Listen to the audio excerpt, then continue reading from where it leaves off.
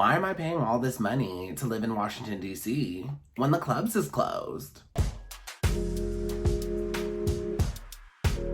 Oof. That 5 o'clock sun is brutal. I cannot do the whole video like this.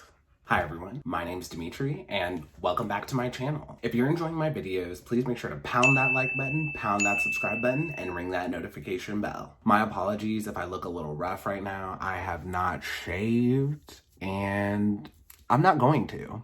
Now, I am currently at my dad's house because I just moved back home to Northern Virginia over the weekend. I almost did not have the energy to make this video. I did not take any time off work to move, and moving and working is a lot. I know I'm mostly working from home right now, but even so, it is a lot. Now, I moved back home after living in Washington, D.C. for 1 year, and last March, I made a video about moving to Washington, D.C., which I'll link right here or right here. It's gonna pop up somewhere on the page.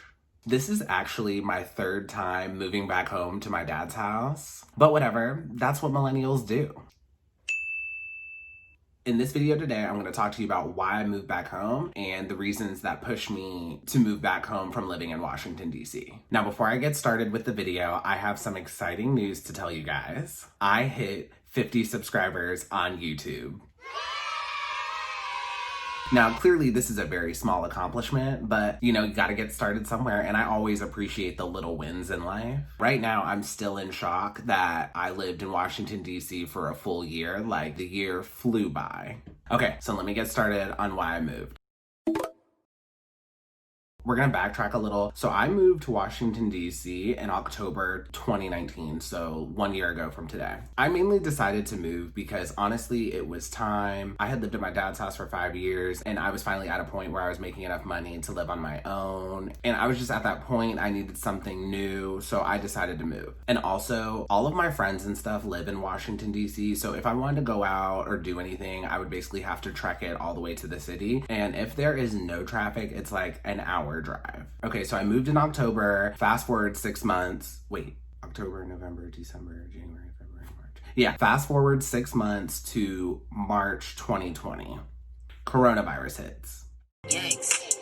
I know everyone was affected by coronavirus, but I personally just felt like I moved out of my dad's house, I'm on my grown-ish, and then 6 months later, the world starts to end, of course, right after I got my life together. Washington, D.C. shut down in mid-March, and literally you could not do anything for 2.5 months. Bars, clubs, restaurants, salons, games, theaters, concert venues, basically everything was shut down. The only thing you could go to was you could go to the park or Target and the grocery store. And things in DC basically did not reopen until Memorial Day. Now, I lived in a 2-bedroom, 1-bath apartment with my roommate. Our apartment is roughly 750 square feet. And me and my roommate were really cool. We weren't best friends or anything, but we were still really cool with one another. But working from home all day, being at home all day, that was just a lot, especially in such a small space. Also, my birthday was in the middle of quarantine when literally everything was shut down. It was actually kind of depressing. Everything was closed down, so I baked myself a cake. Literally, other than that, you couldn't do anything. Okay, so fast forward to July. In July, my roommate told me he was moving out. He actually told me in June that he was thinking about moving out, but I guess I wasn't listening or something because I did not remember him saying that. So my roommate tells me he's gonna move out in July and he'll be out the end of July. So our apartment was $2,200 a month plus utilities, which be on the lookout. Another YouTube video coming soon for that. So I had to find a new roommate. Now, our lease was up in October, so it was basically 2 months. And then our landlord was really chill about the situation. He was understanding because of COVID. And also my roommate had been living there for I think this was his 3rd year living there, and he had been a good tenant. So our landlord was really lenient with us. So I wasn't forced to immediately find a roommate. Now, if you don't know, Washington, D.C. is one of the most expensive cities to live in. And pre-COVID, there was a ton of people trying to move to Washington, D.C. A lot of people moved there for a job. And then there's like all the schools in D.C. where people would normally go in person went online. And then most of the summer internships were like canceled or the interns were teleworking. So now less people are moving to Washington, D.C.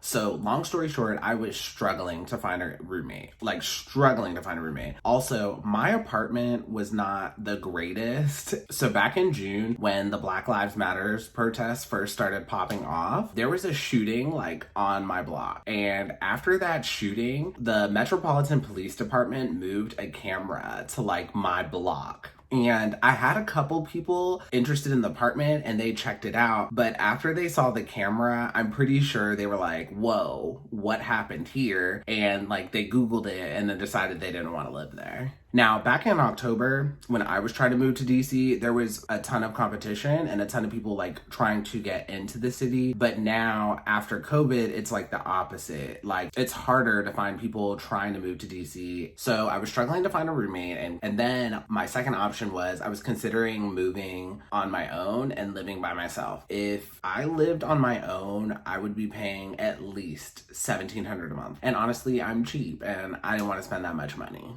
Now, after looking into the option of living by myself, I basically had an epiphany. I was just like, why am I paying all this money to live in Washington, D.C. when the clubs is closed? Now, do not get me wrong. I love Washington, D.C., and it is a fantastic city. I 100% plan on moving back. But right now, it is the end of September 2020, and for the most part, D.C. is still shut down. One of the main reasons I decided to move to Washington, D.C. was so I could do fun things and hang with my friends. But because of COVID, you cannot do any of those things, and it's gonna be like that through 2021 at least. Somebody told me this, and I thought it was so true right now, and it's probably true of like all the major cities in the US right now. So Washington, D.C., basically, you have all of the inconveniences, but none of the perks. There's no concert. You cannot go to any Redskins games.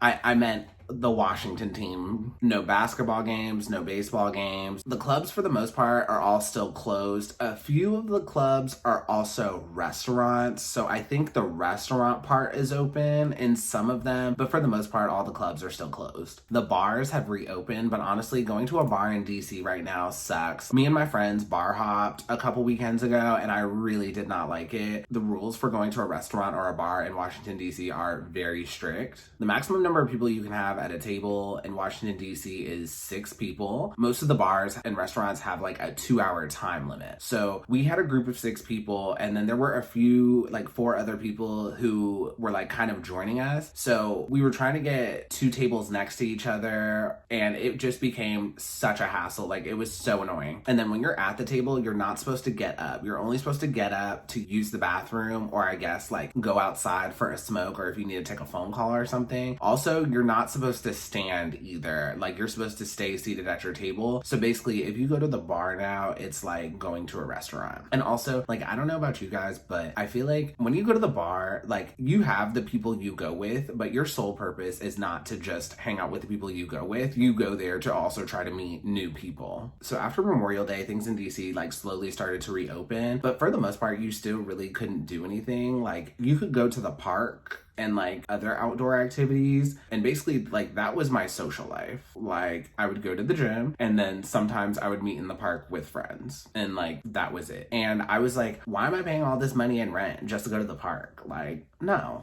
Now that's when I came to the realization that I should just move back home, because DC is going to be like this through 2021 at least. And also, it just made sense because there's another financial goal I'm trying to reach, and I have a business venture I want to do in the next few coming months, which I'm not going to tell you guys what it is right now, but when I get started with it, I will definitely document it for you guys here on YouTube. Now, moving back home for me is chill. My dad can be kind of annoying sometimes, but for the most part, he's chill, and it is so nice not having to pay rent. Now, if any of you all are considering moving back home and living with your parents and you have the opportunity to do so, I highly recommend it. You will save a ton of money. And also, honestly, I feel like this point in our lives is probably the only point where you'll be able to move back with your parents. I just feel like I'm at an age where it's still completely acceptable to move in with your parents. And then also, like, with this whole coronavirus situation and so many people losing their jobs, it really should not be a surprise that a lot of young people are moving back home. I am luckily blessed to still be working, thank God. I do help out with utilities and I pay for my dad's phone, but that's pretty much it. Also, I do have a lot more chores here, but that's not a big deal. Not only am I not paying rent, but also my gym bill is about to go down a lot as well. So when I moved from Northern Virginia to DC, I kid you not, my gym bill was 5 times higher. Now, to wrap up, if you all have any questions about living in Washington, DC, moving to Washington, DC, or living in Northern Virginia, please feel free to reach out below in the comments. Now, that is all I have for you guys today. If you enjoyed this video, please make sure to pound that like button, pound that subscribe button, and ring that notification bell, and I will see you guys next time.